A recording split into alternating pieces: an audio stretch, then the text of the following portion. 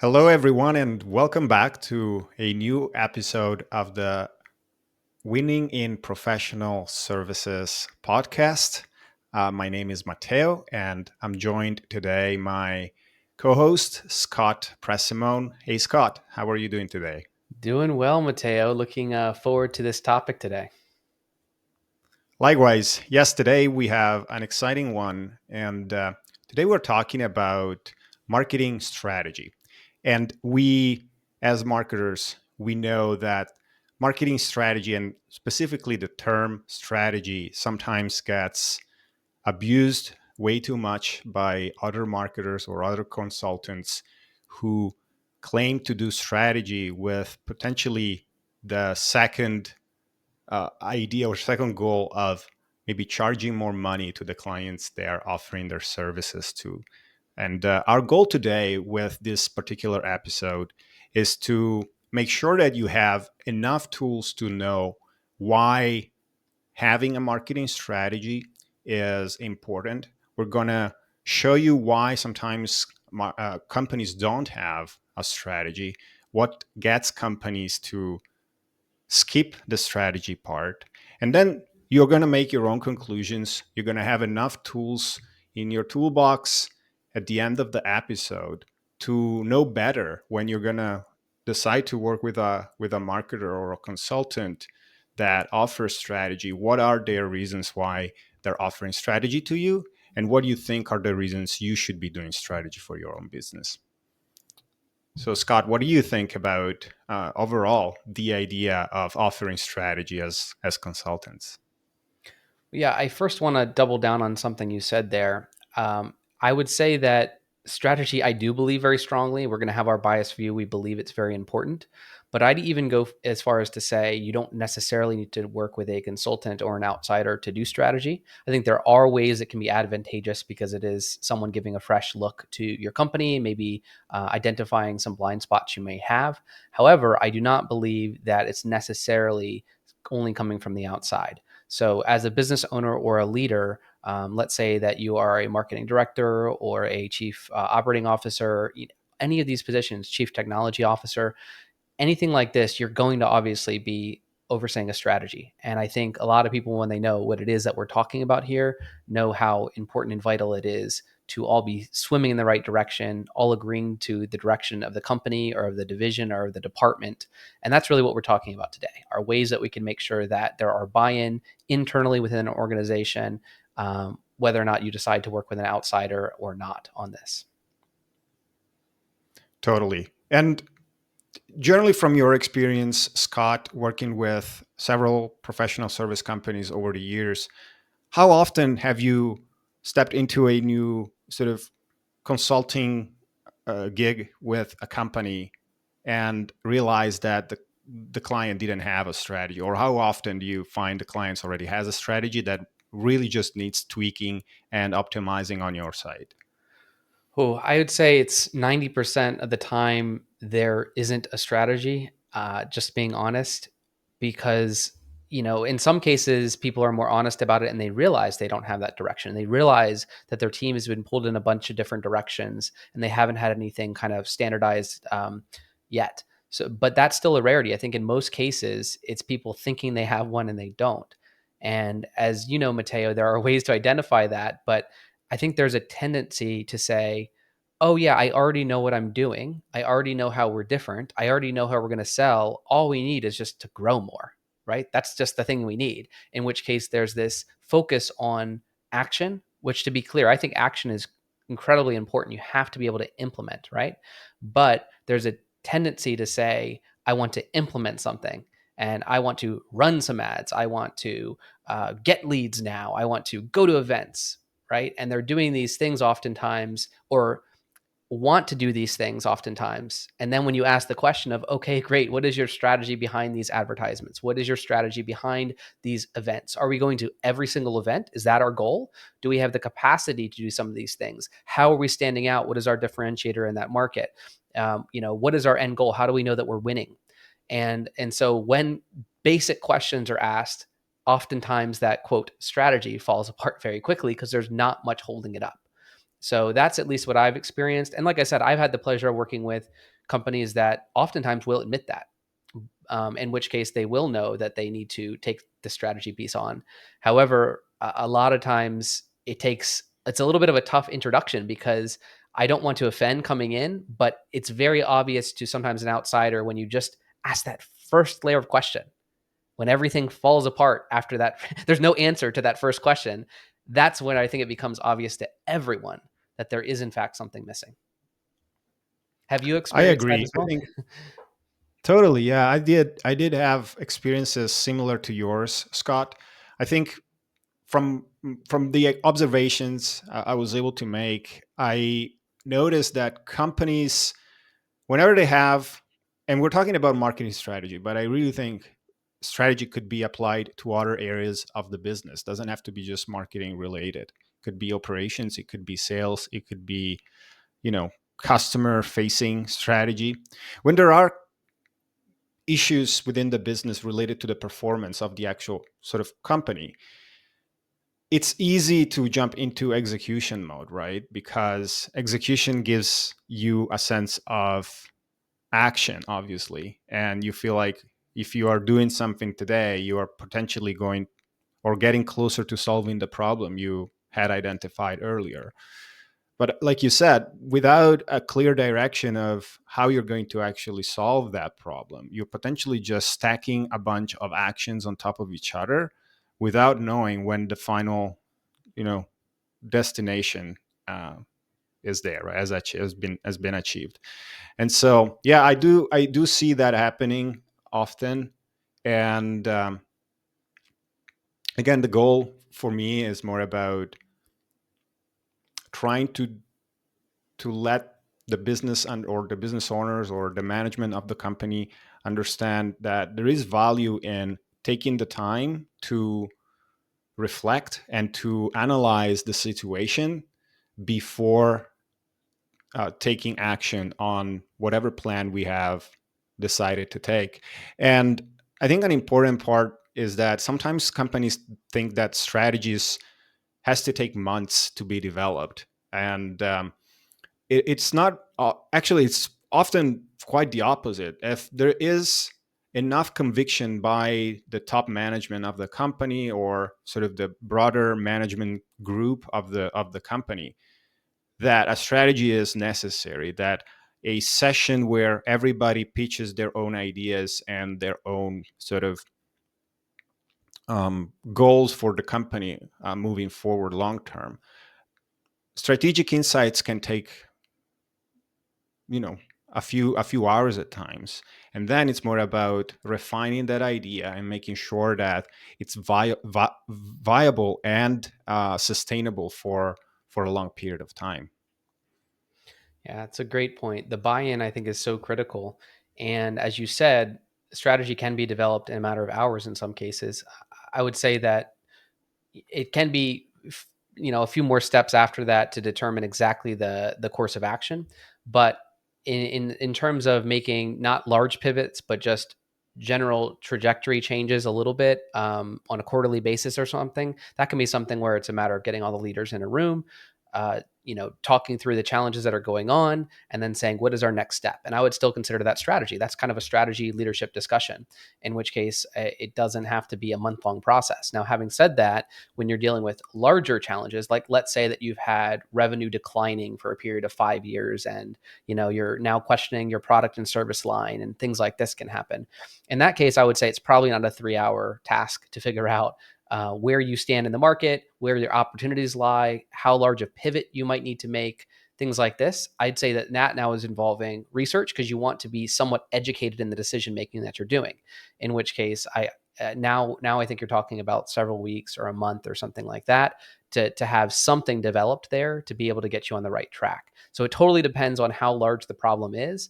But again, I want to loop back to something you said, where buy-in is really important in this, because strategy doesn't come from a single person, doesn't come from some external consultant, doesn't come from a consultant working with an owner.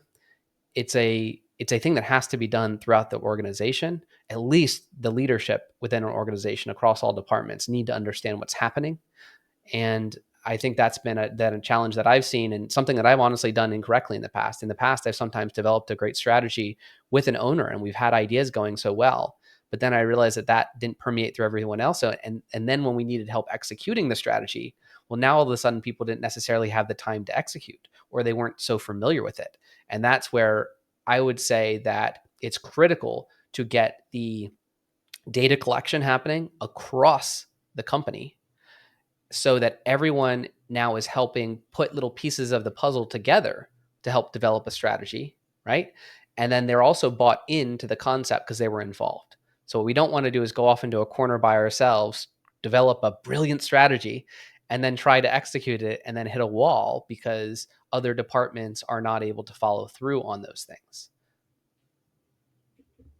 I agree, and obviously it's a long term process. And although while strategy gets developed, not every single person in the company can participate.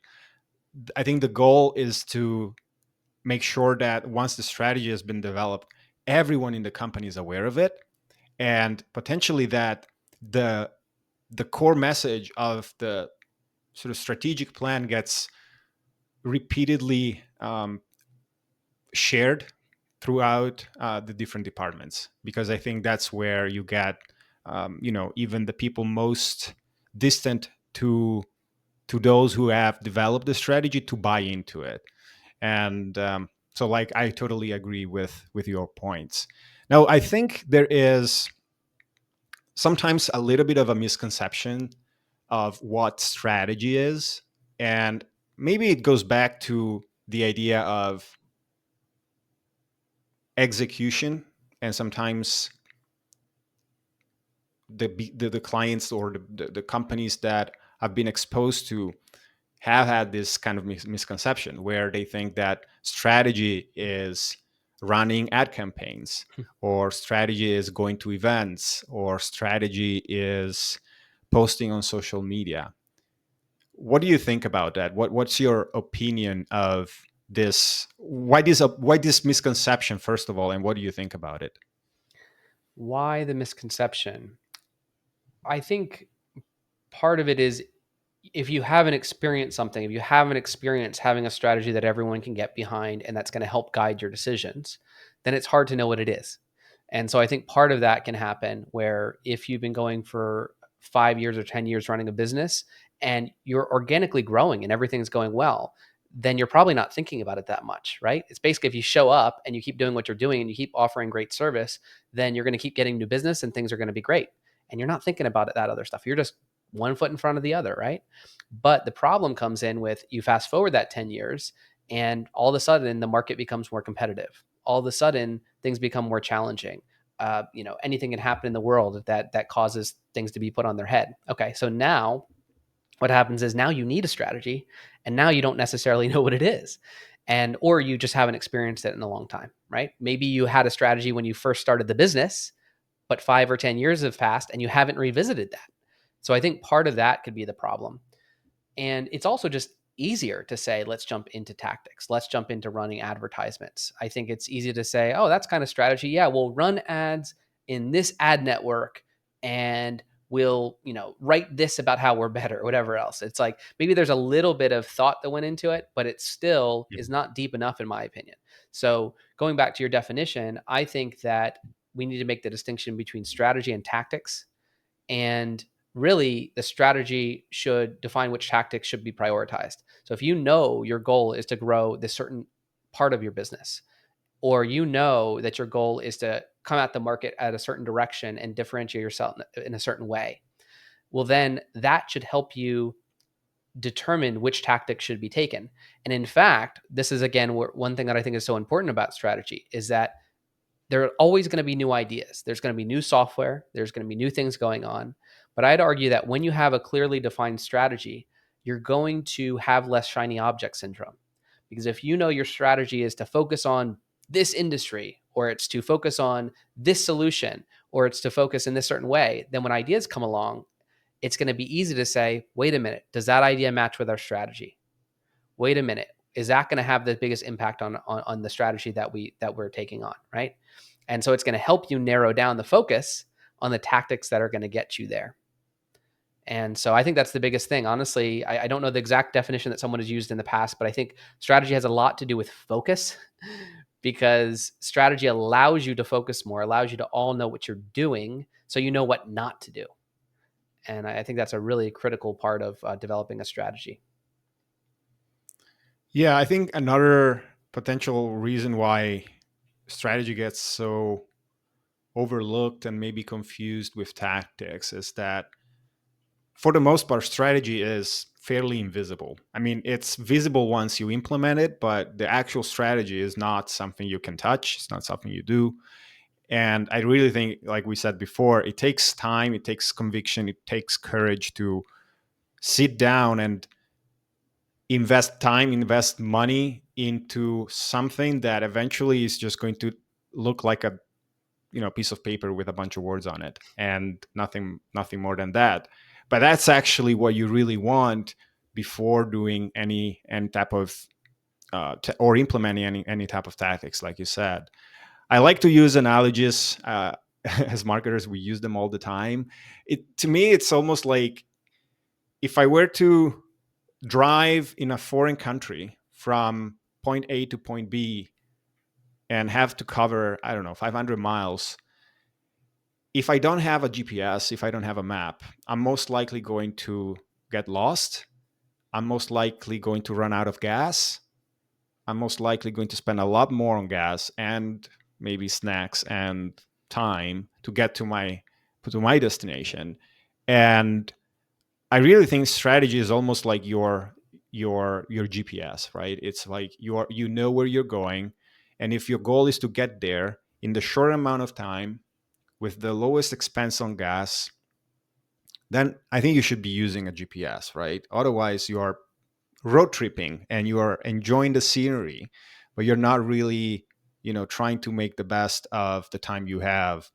Maybe once you get to the destination that you have decided to get to. Yeah, I absolutely, Mateo. And I think as business owners, the goal here is not to take the slow path and just enjoy ourselves. As we know, like as a business, you do need to make money. You want to make sure your employees are happy and things like this, but it actually causes a lot of confusion. Think actually about passengers in the car. So I'm going to take your analogy and say, not only are you road tripping, but you've got people in the back. Let's say you're a bus, right? That's what you are as a company. You're a bus. And now you're doing this road trip or you're supposed to go to this destination, but you're kind of going off the wrong turn. You ran out of gas, whatever. That's not going to be very enjoyable for the people that are in the bus with you, right? They wanted to go to the destination with you. You're the leader, you're the one in the front seat, and you're the one driving somewhere. They want to know, where are you driving them? What is the method that you're using for picking the right route? And they want to get there with you. And they're in the bus because they want to be in the bus with you. But they're going to be losing faith over time if you keep on taking wrong turns. The other thing that I want to expand, just because you've got me on the track of analogies, is that you talked about reaching a destination. And I know what you meant by that, but I would say we all know in business, there's not a final destination to this until maybe you sell your business, right? And so I look at it more as like a mountain range. And so you want to get above the first mountaintop. You want to then go down into the valley. You want to get to the next mountain, right? And there's always a new mountain to climb. And so, really, what we're talking about here is, do you have that map that you referred to or that GPS to get to the top of that first mountain? And it's worthwhile to say you shouldn't be changing your directions every 3 days to get to the top of that first mountain. You're going to have to, make some last minute calls if the weather's bad. But for the most part, you should be knowing what is the path you're going to take up that first mountain range and pretty much stick to it. And that's what I see as a strategy document that you might be revisiting on a yearly basis. Okay, what is it? Where are we trying to go? How are we going to get there? Right? How are we going to overcome certain challenges if they hit us along the way? And then when do we want to get there and how do we know we were successful, right? We got to the top of the mountain range within 3 days. We're feeling good, right? So that's the first success. And that's, guess what? Your strategy is going to adapt a little bit when then you have to go down to the next valley and go up the next mountain. And so this is where I think it's really important that strategy is in fact revisited. Maybe that's on an annual basis. I think that's a common way to think about it. So I wouldn't be redoing the strategy every 90 days. You can redevelop your plan or your content plan or your other things, or on a 90-day basis. But for the most part, your strategy shouldn't be weaving and going in and out all the time, right? It's a little bit like it's that map for the first mountain range, then it's the next one. Let's revisit, make sure it's that. Are we going to change anything with this? Okay, then it's the next mountain range. So I'm going to stop the analogy there, but the point here is that there's no one final destination. It's always revisiting your strategy and making sure that it's properly set up for that next leg of your growth, really. And so when you say 12 months plan or 12 months strategy, would you then, I think you've hinted about this, would you break down the bigger goal into smaller achievable sort of milestones, sort of every 90 days or so there are smaller strategy goals that we are going to sort of set as sort of mini mini destination or destination in between the final quote unquote destination, which will then be revisited again at some point before the end of the year, right? How would you go about breaking down the sort of bigger goal of achieving a certain goal at the end of a year into smaller chunks, smaller, more achievable goals in between? I think there are a lot of good there are a lot of good methodologies to do this, Mateo, and I think we all kind of make our own slight adaptations to them. But a good place to start on this, I would say, would be to lean on things like the EOS framework. If anyone who's read the book, Traction, or I forget some of the name of the other books the author has written, but the concepts there are we have to get purposeful about what we're planning for 90 days, and we don't want them to be vague. We don't want these goals to be vague. So in the case of EOS, it's a matter of creating rocks, and maybe it's creating rocks on a quarterly basis. And that rock might be that big objective, that big thing that we're trying to do. So it might be creating a content marketing system that we're all really well defined. That might be a rock. How you're going to get that rock done might be the sub parts to that rock. And again, I'm not claiming to be a EOS certified individual here, so understand I might be using some terms incorrectly, but I think you need to find a methodology like that you believe in, that you can stick to. So in this case, it would be, yeah, have your overall strategy for where your company is going, where your, what your 5-year plan is, what your 3-year plan is, what your 10-year plan is, stuff like this, right? And you want to break that down. Now you're going down into more of an annual basis. And then, okay, what are you trying to achieve by the end of the year? And then quarterly basis, okay, which rocks do you want to accomplish? Maybe there's 3 of them or 4 of them. Try not to get too crazy with it. But what are those? And then how are you going to achieve each of those rocks? And so that's something that I've seen has worked pretty effectively for some of the clients that I work with that follow EOS framework. Are there any other methods that you've used in the past, Mateo, to do this? I would say just having an idea of what the yearly goal is and then try to work backwards on how to achieve that on a quarterly basis. And so, and then from there, trying to develop a set of actions that are going to let us achieve the quarterly goal. And so it's not necessarily dividing everything by 4 and then trying to work backwards like that, because sometimes it takes more time initially to get traction or to get momentum on whatever activity we are doing. But once our efforts start to compile and to stack up on top of each other, we're going to get more and more momentum on whatever activity we are doing. And I think at some point you can try to sort of guesstimate how much you're gonna, or how much effort or how much time you're gonna need to achieve a certain quarterly goal. So again, it's more about having an idea of what is the, or a clear goal as to what is that we're trying to achieve every year, and then work backwards from there and develop the quarterly strategy and the quarterly plan accordingly. I would like to maybe dive a little bit more into what are, in our experience, the benefits of developing a strategy when you, for example, have worked on client strategies yourself. I think here in our notes we have 3 main benefits, but there's probably way more than 3 that we just couldn't touch on just this episode. Hmm. The first one here that we have identified is that generally by having a strategy, and you have mentioned this a little bit earlier, it's going to allow you to know exactly what your next step is going to be, or at least in broad strokes, sort of what your next step should be. So you're going to be more proactive than reactive.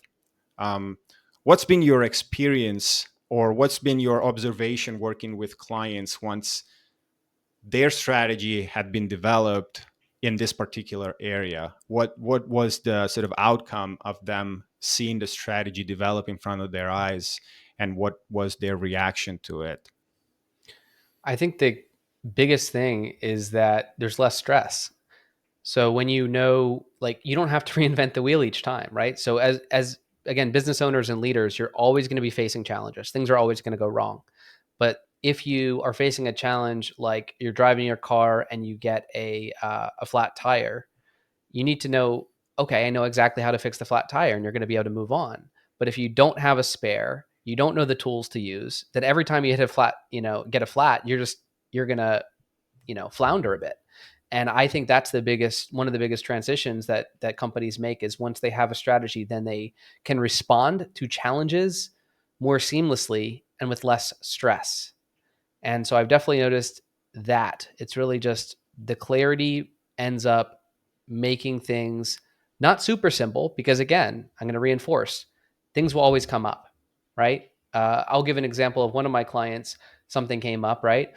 This was a business that was heavily reliant on a certain sector that needs ads, right? That relies heavily on ads and Google ads. And in this case, we had Google ads taken away from us because of a policy change or because of policy misunderstanding. And we feel we were, in our right to advertise, and we're not doing anything bad. Yet the sector as a whole was told we couldn't advertise in this area just because, right? And we had no repercussions, nothing else we could do that we could respond to that. And that's an example of, like, a really tough challenge that we faced that wasn't in our control. Now, because we had a strategy and because we knew what we were doing, and because our strategy didn't rely solely on Google ads, then we were able to pivot more easily at that time. Now, it was still incredibly stressful, but I don't believe it would have harmed the business nearly as much as if we didn't have a strategy in place. Because guess what? When that happened, we could double down in another area that could still allow us to reach our goal. And so it's important to not just be worried about all the things that can go wrong and will go wrong. They will. It's more a matter of how do you respond to those things. And with a strategy, I think you're more easily able to respond quickly, all on the same page. Your leadership team is going to agree and understand why you have to make the change. And you're going to probably more likely agree on the course of action to take to overcome the challenge. And maybe this also leads us to the second reason, or the second benefit of strategy. Maybe going back to this particular example, what I can imagine happened was also that you knew exactly who the target market of your client was.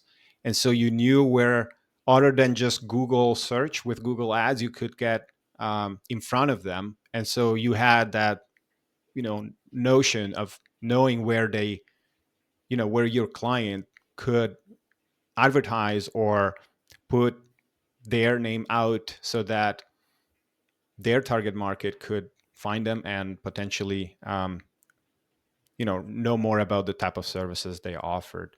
And so, yeah, I think the strategy obviously goes deep into defining who the market is, and knowing who you are serving and knowing who you're not serving is extremely valuable for businesses, because obviously you are going to develop specialization on sort of all fronts of the business. You're going to be specializing on how to sell to a certain type of customer. You're going to specialize on how to communicate to them, on how to deliver your services, on how to support them whenever there's issues. And so, yeah, I think it's obviously another extremely important factor, knowing really who you are selling your services to, and who you are not selling them to. And we touched on this on a previous episode. We talked a lot about um, who we are selling and who we are not selling. Should we be likable from to everyone, or just a portion of the market? So I think that's probably another aspect. I just want to know from you, Scott, if that was the case, specifically when that client's Google Ads campaign was shut down, and knowing exactly who you were selling the services to allowed you, thanks to the strategy, to identify a secondary channel to then advertise or promote the services your clients is selling. Absolutely, Mateo. I think you hit it exactly, because we did go through those exercises earlier in our engagement to better understand who our clients were and who our target audience was. And this is another area where I understand people's reservation when they hear things like marketers talk about personas and ICPs and using acronyms and stuff and saying, "Oh, we need to do all this research." Really, the down to earth thing is you do need to know who your customers are. You do need to know them at a very deep level. And I don't care what you call it. I don't care if it's maybe a week of research as opposed to 3 months of research, right? It doesn't have to be crazy and extreme. But the key is it has to be something that you believe in. And so, one way that I think you could do this wrong is that if you hire some strategist somewhere and they say, "I'm going to create you a buyer persona," and they basically like put stuff on a page and say, "This is the age range, this is the salary range, here's a hypothetical name," and they're just putting something there. I'd almost argue that's better than nothing, but part of me thinks that that's why these exercises get a bad name, is because it's actually not based off research and based off client interactions. And so, in the case that you mentioned, when I was working with this client, it's like I think it goes much deeper to where it goes to, if you do call recordings, it's listening to call recordings and hearing the challenges that people are facing during sales calls. It's it's understanding and interviewing those clients. So there are plenty of happy clients, and you can say, "Oh, here are a few reviews from my happy clients." That should help you define who my target audience is, and that's a good starting point. However, I would say, what about interviewing those clients? What about talking to them specifically about, "Oh my gosh, they gave a 5-star review. They love us. Fantastic. Can I talk to them? I'd love to hear a little bit more about why they chose you, what sort of challenges they were facing that led them to find you instead of someone else." Right? And so this research or this time to investigate is critical, because oftentimes I find, again, that the understanding of the client can still remain surface level. I wouldn't say by everyone. I think sometimes if you have a customer service team, the customer service team might really, really, really know the clients, but maybe the marketing team doesn't really, really know the clients. And so there's a disconnect there. So what do we have to do? We have to talk to the people that are working with the clients most actively, talk with the salespeople and hear the objections they're hearing from the different areas or different potential, clients or prospects that they're talking with. Then we have to interview the happy clients, bring those things together. And then now you've got your target audience and you know them at a deep level. The most important thing, you know them at a deep enough level that, finally going back to your point here, Mateo, when things go wrong and you have to reach them in another way, it's a lot less difficult to then find out how to target that audience, because you know who they are, where they go, how they make decisions, all of that. And you're able to now pivot more easily. 100%. I think this is so important also when you're thinking about who your target audience is not, because again, it's, throughout the episode, we made sort of this, disclaimer. We gave the disclaimer at the beginning that we would sort of talk a lot about why we believe strategy is so important. But after having worked with so many clients over the years, we can certainly say that whenever the strategy is not there, it's probably because, and actually causes a lot more tension and internal stress within the company. And that's kind of an observation I've seen time and time again. You're kind of, you're a little bit more at the mercy of whatever happens out in the market, and you are just accepting whomever comes through the door. You have no filter as to what a good fit client is. You don't know exactly, like you said, where to find them, how to speak to them, how to serve them, how to make them happy. And generally that causes a whole sorts of sort of negative behaviors, also internally, or sentiments internally. Your people probably aren't going to become loyal, or stay as loyal to your company, because just the fact that there's so much variety of clients, they also don't have probably a lot of um, a great ability to develop specialization around all types of clients that you eventually decide to work with, just because you don't have a strategy developed. Yeah. Yeah. I think this will lead Lastly, I in. would say, yep. I'm sorry, continue, Mateo. No, go ahead, Scott. I just wanted to add to that, because on your point of knowing who your bad fit clients are. Bad clients don't mean that they're necessarily bad people, necessarily super picky, right? But they mean they're not a good fit for your business. And so I'll just give an example of this, right? So you need to know some data behind each of your clients. Let's say that you're working with well, actually, here's an example. Let's say that your ideal client is of a certain industry in a certain region. Well, number one, you need to know, well, how many of them fit into that category? Because you might actually have 5 clients in that industry, in that location, and your whole team loves working with those clients. And one thing would say, this isn't a case of a bad fit client, but when you're thinking about your target audience, if you find out that people that fall into that category, there's only 15 categories in the state that fall into that category, well, then that's probably shouldn't be your primary target audience because you have a capped growth potential there. So you should know, number one, some data behind those type of clients so that you don't double down and spend tons and tons of marketing dollars targeting a very small group that isn't going to allow you to expand in the way you want.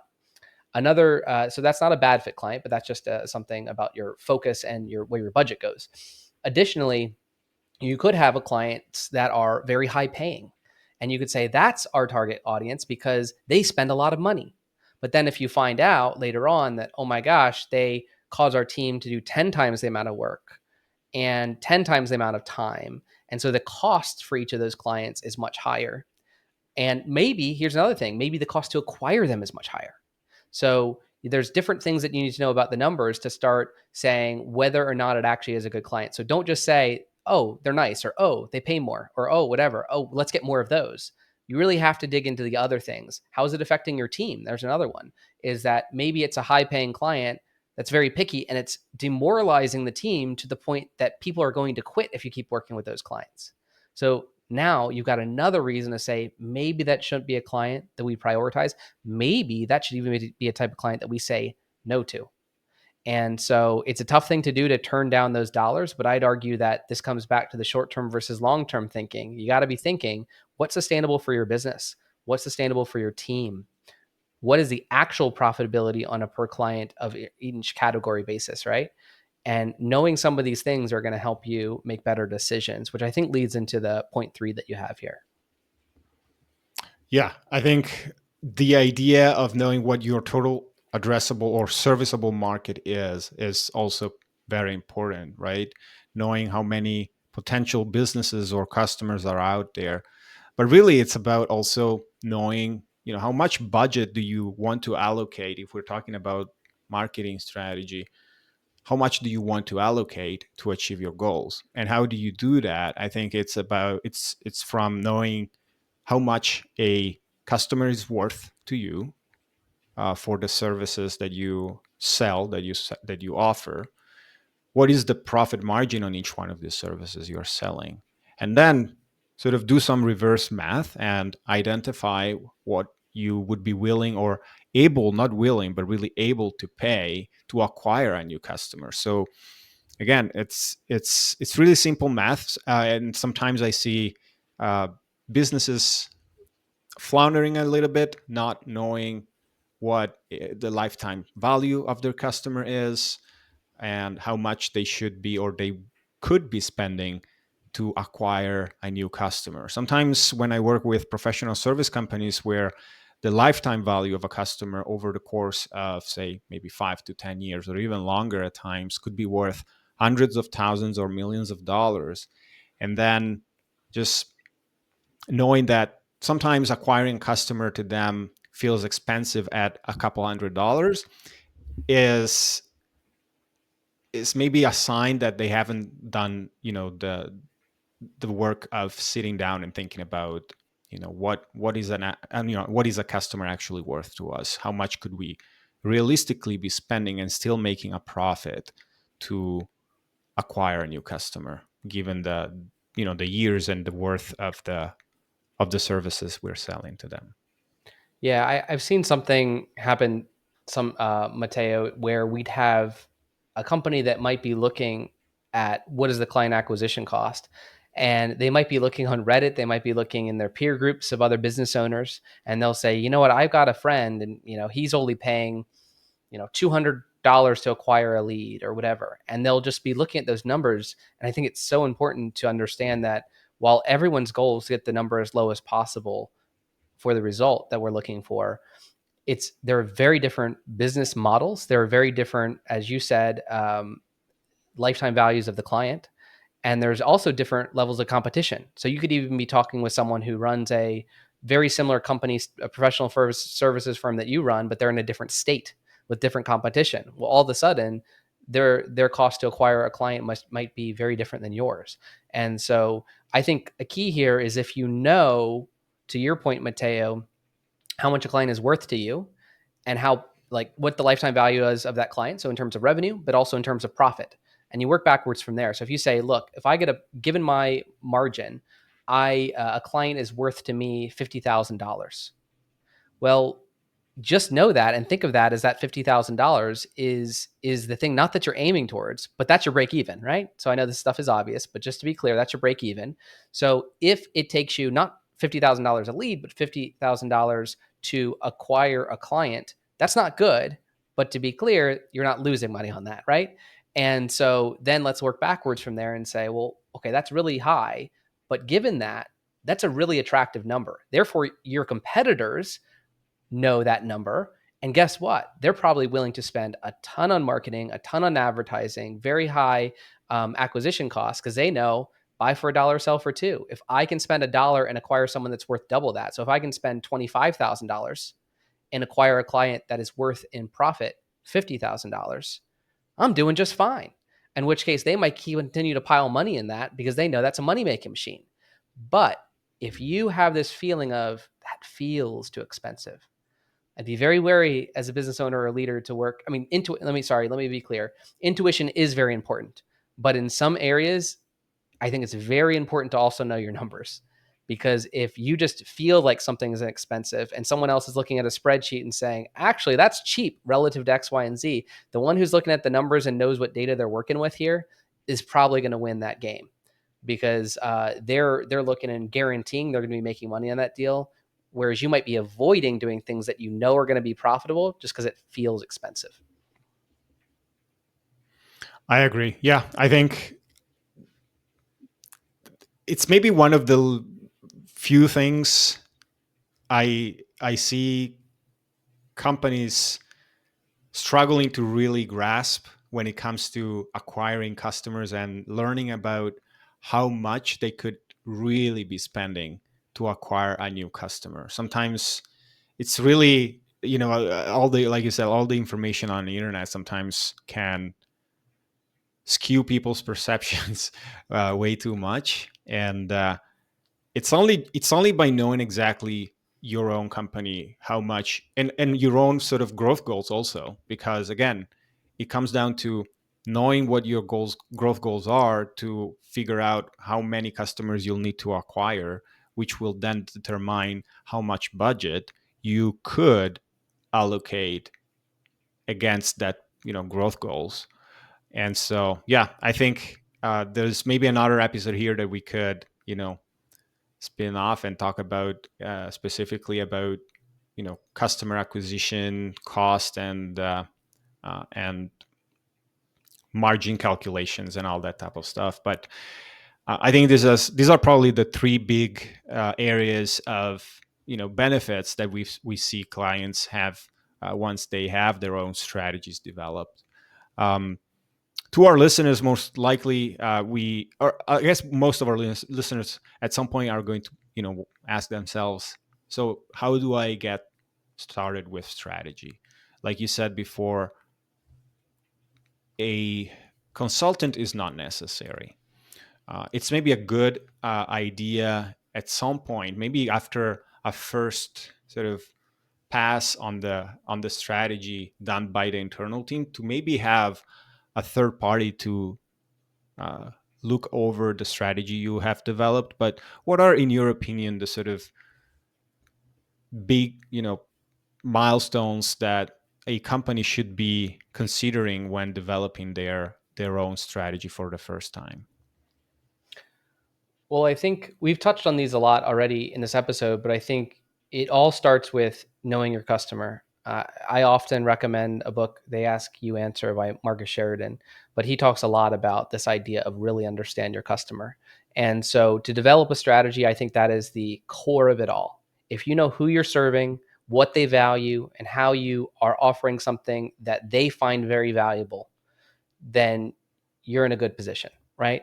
And so your customers are going to change over time. They are going to shift. As a business owner or leader, if you've been operating profitable business for several years, you know this stuff already. So I'm not claiming you haven't had this stuff before, but I think it's worth revisiting that on a frequent basis. And so if you're looking to develop your strategy, number one, get very clear on who your target market is today. Might be different than it was when you started the business. Be very clear on whether or not you're offering something that is valuable to that customer base. That's another situation that we've dealt with in the past, you and I, Mateo, is that when we work with businesses that offered something that was incredibly valuable 10 years ago, that doesn't mean that the market hasn't changed and maybe that service is not as profitable or valuable today. In which case, you really have to make sure, take the blinders off, look outside, look at how things have changed, look at how technology has changed, look at how platforms have changed, and say, actually, given all this, we're not in a good position to offer a higher cost service, because we're not solving a hair on fire problem anymore.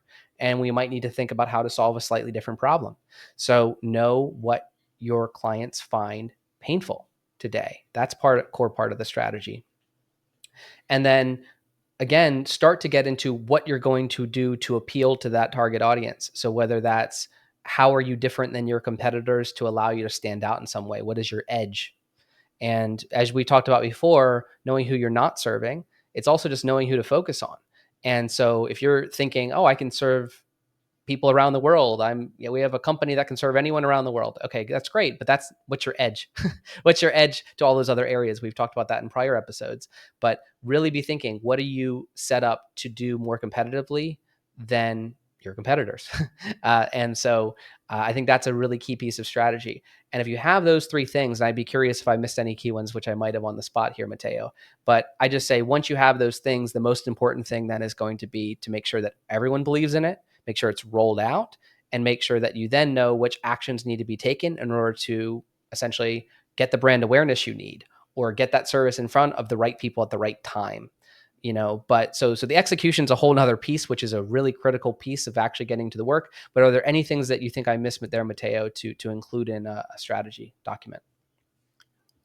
No, I just would focus a lot of my time personally on learning exactly like you said, starting from the customer, but also learning about the industry, and then trying to map where that customer lives inside of your industry, and then try to also see how you compare to other companies selling what you are selling, because most likely you're not the first and the only company selling what you're selling.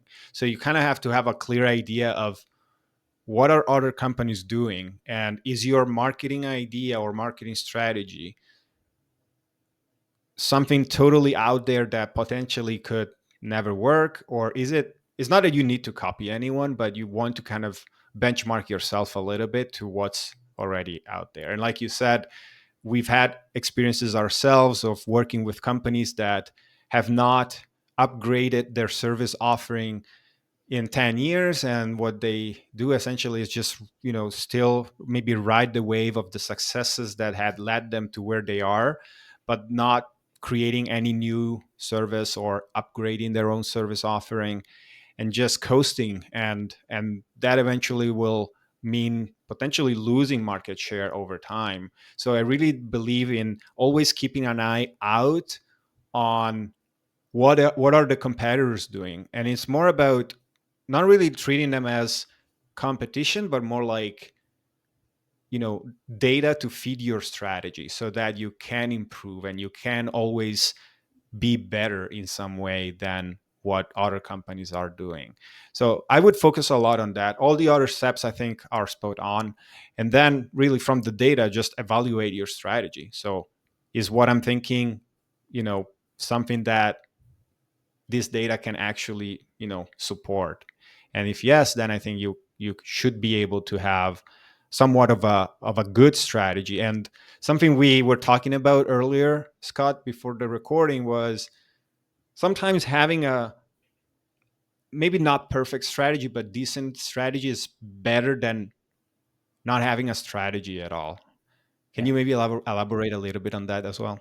Yeah, yeah. I think we shouldn't be seeking perfection. I actually was going to go back to a point that I made about the cost to acquire a client, because I think there going to be a fear of saying a client, if it took $20,000 to acquire the client, well, that's not good enough, right? Well, that's fine because everything is about iteration, right? So if you're starting off in a profitable standpoint, then and you double down on that, it's always making money. Guess what? You can invest on making iterative changes to get that cost down from 25,000 to 20,000 to maybe down to 5,000, in which case now you're very profitable on that given the client acquisition cost.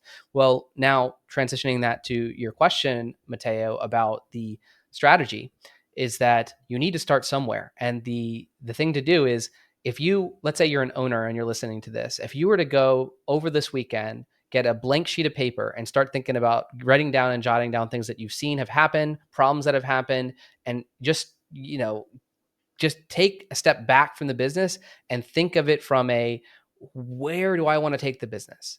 Where am I seeing most opportunity? What is going on? And then how can I get the team behind it? If on that blank sheet of paper, you're just starting to jot down some ideas and hash them out yourself, and do that maybe for a couple weekends until you've got sort of a plan and an idea that you think is something that would benefit the company. And then think about now presenting that to your leadership team and getting some takes on that, right? So this can be something that can be almost a weekend activity that you're just penciling in. But I would say that, I mean, unfortunately, I think a lot of owners and leaders are not even doing that. And so if you want to be on the winning side of this, it's not about having the perfect marketing plan or business plan or whatever else. It's about having a plan. It's about having a plan. And I just feel that so many businesses are in that coasting stage where they're like just getting by, and they're like, I guess we'll do another tactic here and there. If you're one of the few ones that says, I'm going to get deeper and I'm going to actually create a plan again, almost like I did when I started the company, and I'm going to be thinking through it, then you're already in the top 1%, right? You're already doing something that no one else wants to do and people aren't doing. And so you're going to set yourself apart, even if it's not perfect.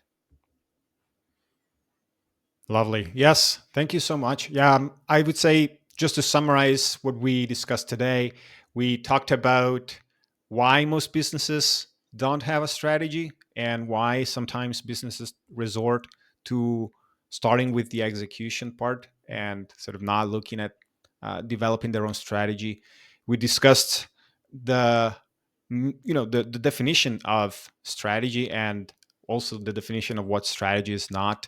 And then we talked about the three main reasons or the three main benefits that strategy can bring to a company, starting from having a clear focus of whom you are servicing, and then um, just being more proactive overall and not reactive to the actions that you will eventually implement to sort of achieve the goals that you've set yourself to achieve. And lastly, knowing how much budget and how much you could be spending on each new client, thanks to the strategy that you've been able to develop. And lastly, just talked about sort of big picture steps on how to develop a marketing strategy for a company. Any parting thoughts, Scott, for this episode? Anything that we have not covered that you'd like to mention? No, just to say it's all about taking action. It's the things, if you're caught in a zone of just doing and doing and doing, it's like get out of the comfort zone and say, yeah, I've never liked to talk to strategists, I've never liked to do strategy, whatever else. You know, if you're going to do the same thing over and over again, you're not going to get different results. So I would again challenge everyone to start taking the first steps. Again, whether that be bringing in talking to an outsider of some sort, whether that be doing something yourselves. The only way you can fail, if you're if you're struggling in any way now, the only way you can fail is by not doing anything differently. And so that's just my call to action there. I would say everyone should take an action if they have a pain. And that's the only way you're going to get better and see the improvements that you're seeking. Thank you so much, Scott, for your insights. And thank you so much to our listeners for tuning in today. And feel free to leave us a comment or a review. Let us know what you thought about this particular episode. And feel free to let us know also what other topics you would like us to cover in future episodes. Thank you so much. And we'll see you all in the next episode.